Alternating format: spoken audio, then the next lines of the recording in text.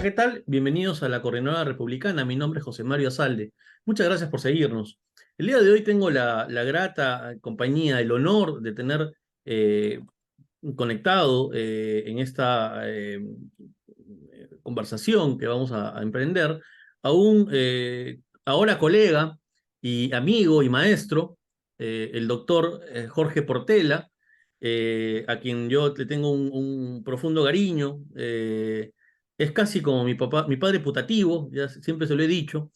Eh, el doctor Portela es profesor titular ordinario de la Universidad Católica Argentina y es profesor consulto en la Universidad de Buenos Aires. Doctor Portela, perdón por la introducción, pero tú sabes que yo le tengo mucho cariño, así que era necesario tener que hacer esta pequeño intro.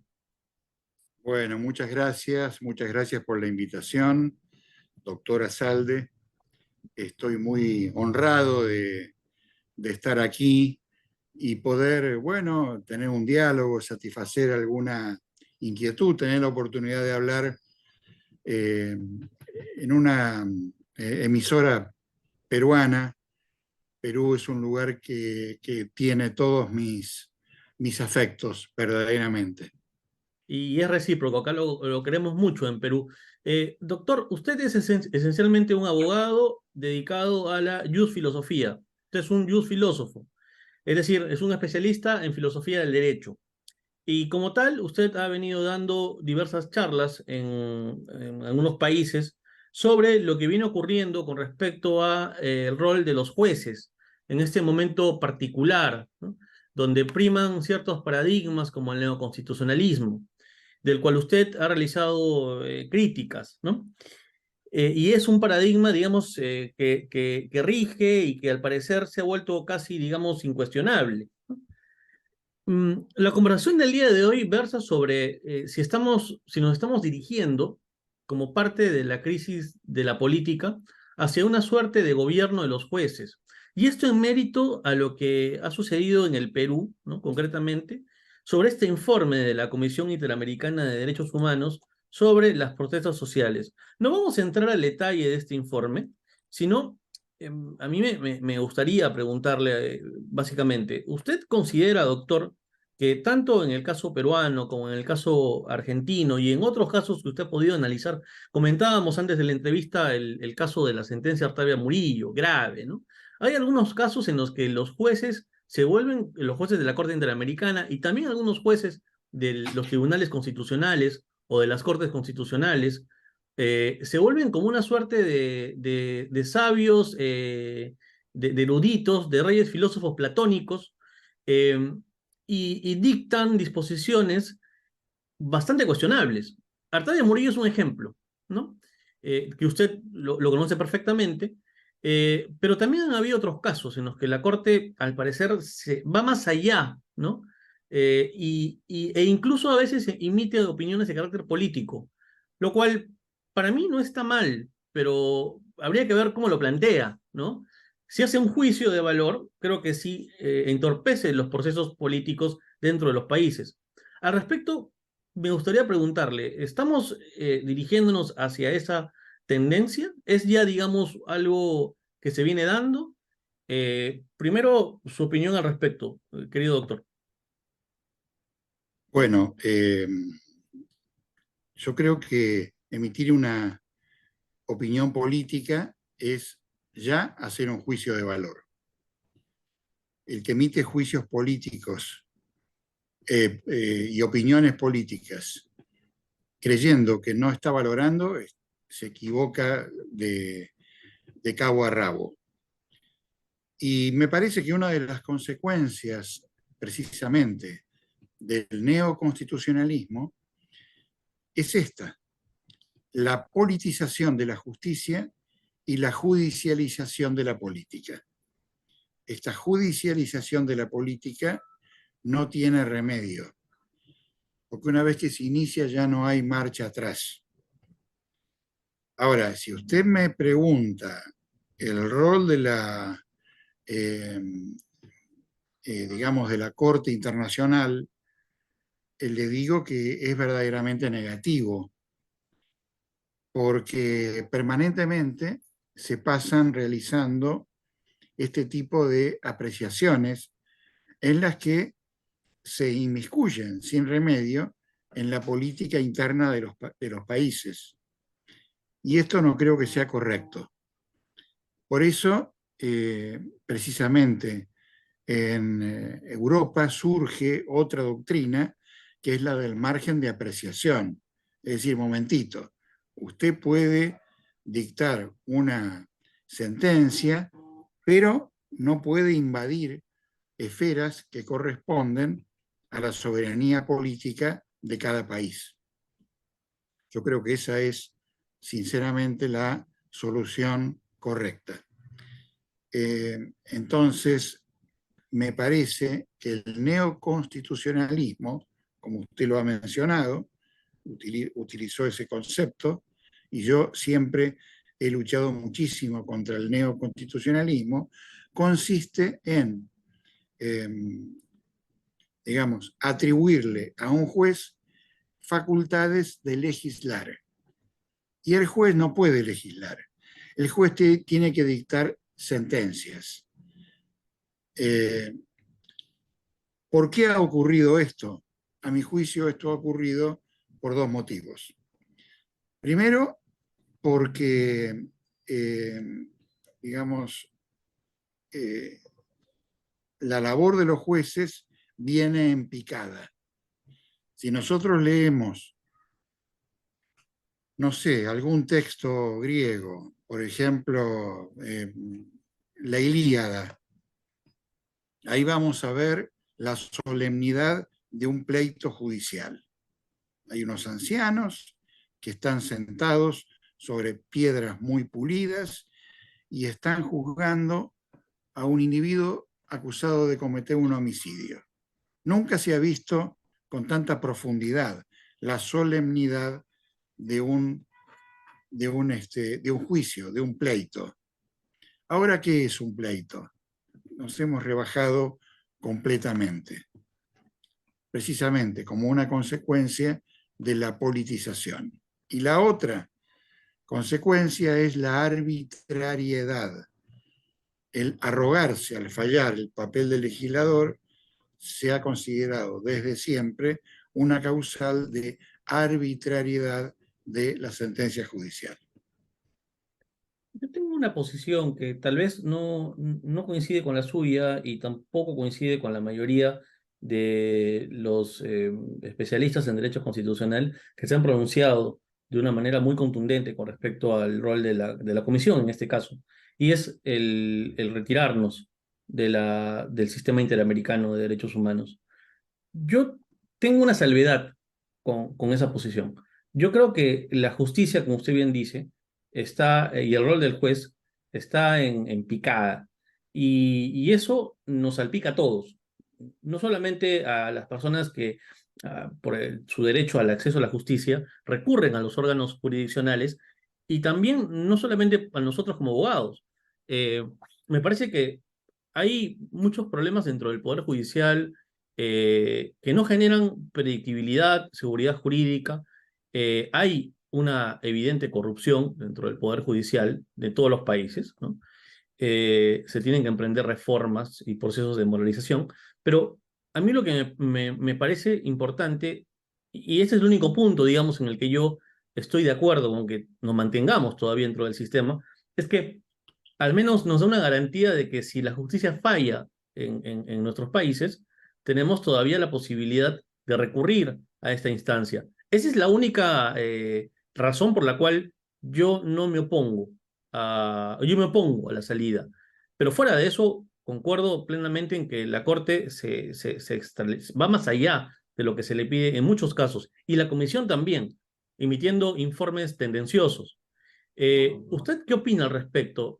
Porque, bien o mal, es una garantía, sobre todo a que lo hemos conversado en su momento, a este macro derecho que se ha vuelto el debido proceso, ¿no? Es decir, de alguna manera podría garantizar que exista justicia más allá de la jurisdicción local. ¿Usted tiene una opinión al respecto? Sí, pero ese argumento suyo, Asalde, lo digo con todo respeto, me parece que es un argumento circular. porque la única razón que usted le ve al mantenimiento del Perú en el sistema es que si el Poder Judicial dicta una sentencia incorrecta, eso podría ser revisado por otra instancia, una instancia supranacional. Pero supongamos que la instancia supranacional también dicte una sentencia incorrecta. Entonces allí nos remontaríamos al infinito. Esa es la razón por la cual considero, sinceramente, que tendríamos que tener más afecto por nuestras pequeñas cosas, por nuestro pequeño territorio, por nuestra pequeña alcaidía, por nuestro pequeño país, amar más eso y no volcarnos tanto a lo que podría denominarse una cosmópolis, en donde las fronteras se diluyen y la idea de soberanía ha pasado a tener un valor sumamente relativo. Yo no estoy de acuerdo con eso. Mi país ascribe a este sistema, un sistema monista, digamos, que no comparto en absoluto. La teoría del margen de apreciación que usted ha mencionado y que yo también he citado en algún artículo, lo que establece es que la propia Corte se inhiba en ciertos casos. No sé si usted podría, porque usted incluso ha escrito un artículo al respecto sobre el caso Lauzi, que es el caso que, digamos, inaugura en la Corte Europea, en el Tribunal Europeo, en la teoría del margen de apreciación. No sé si nos podría explicar brevemente qué consiste. Bueno, el caso Lauzi fue un caso muy interesante y consistió, voy a hacer una síntesis, y como toda síntesis puede llegar a ser imprecisa, consistió en que una persona, digamos, se quejó porque en un colegio italiano había un crucifijo. Entonces dijo, mi hijo no tiene esa creencia, yo tampoco, y entonces el crucifijo tiene que retirarse. Eso originó un juicio, una demanda judicial al Estado italiano y voy a decir la parte final, digamos, la Corte Europea, finalmente, la Gran Sala, sostuvo que en realidad el crucifijo formaba parte de la cultura europea. Por lo tanto, al formar parte de la cultura europea no podía estar sujeto, digamos, a los caprichos de una persona de sacarlo o ponerlo. Y ahí sí surge la doctrina del margen de apreciación, es decir, la Corte no puede invadir esferas propias de la soberanía, de la decisión, de la apreciación política que tiene cada país. Puede pronunciarse en materia puramente jurídica, pero tiene que dejar de lado la opinión política, porque de esa manera, de nuevo, ¿qué estamos haciendo? Estamos politizando la justicia y judicializando la política. La justicia, estimado doctor Asalde, es como una cenicienta. Entonces, en la medida en que la manoseemos, ahí vamos a tener problemas. Ahora, ¿quiénes la manosean? Y la manosean los políticos, pero también la manoseamos nosotros, porque cualquier cuestión tiene que resolverse en la justicia. Todos los conflictos terminan en la justicia. Nosotros abrimos un periódico y vemos que todos son demandas judiciales por uno u otro motivo. Una cultura litigiosa, ¿no? Una La de nuestros cultura, países. una cultura litigiosa. Por eso, por ese motivo, la mediación como una forma alternativa de resolución de conflictos todavía no ha aprendido mucho en nuestros países, lamentablemente, porque nosotros tenemos una mentalidad muy adversarial.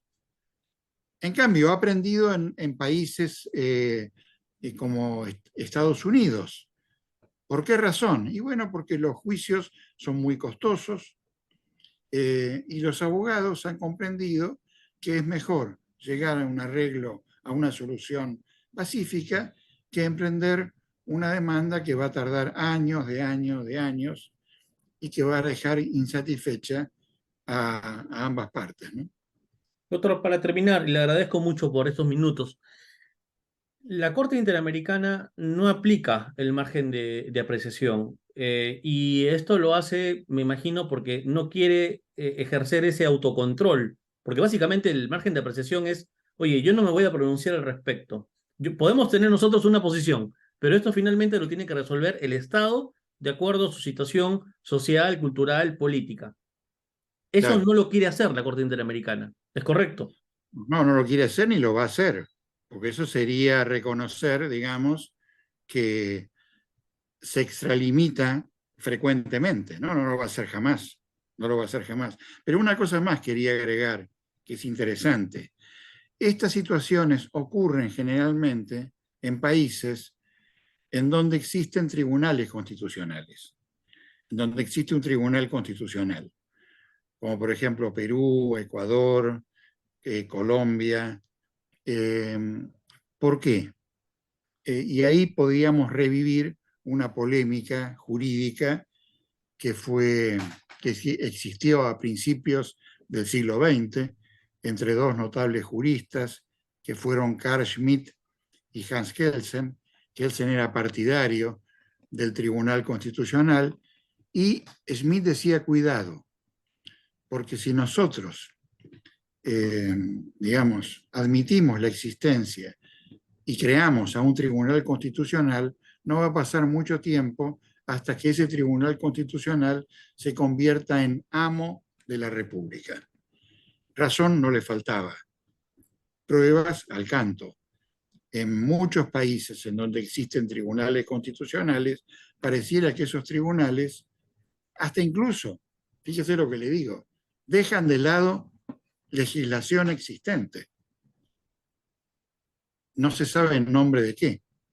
Le voy a dar un ejemplo. En Ecuador, eh, digamos, se debatió el hecho de el matrimonio entre personas del mismo sexo. La Constitución de Ecuador dice claramente que el matrimonio debe celebrarse entre un hombre y una mujer. Eso lo dice una disposición, un artículo de la Constitución. Bueno, la Corte dijo que, en fin, que eso no interpretaba el verdadero sentir de los ecuatorianos.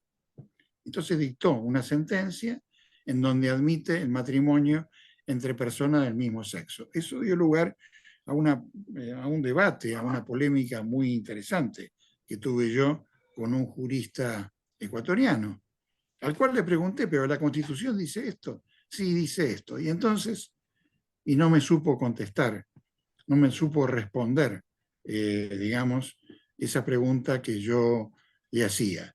Incluso me parece, Entonces, doctor, que en el caso de la última tentación de Cristo versus Chile, se tuvo que hacer una modificación constitucional por exigencia de la perfecto, propia Corte, el Interamericano. perfecto.